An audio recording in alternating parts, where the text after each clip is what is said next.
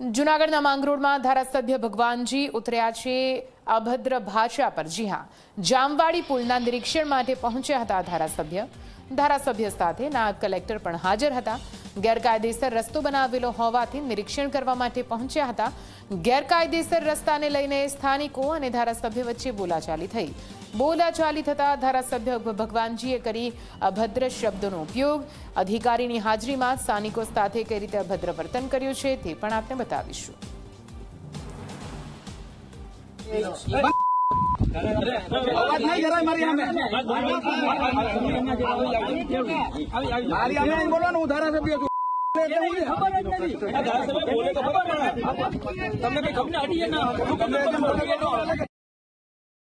આ જમીનને આ જે અરજદાર છે એને આ લોકોની જમીન પચાવી પાડવી છે। આ 4 લાખ ને ખર્ચો ઉભો થયેલો પુલ છે, ઘરને પૈસે ધારાસભ્ય પોતે છે ને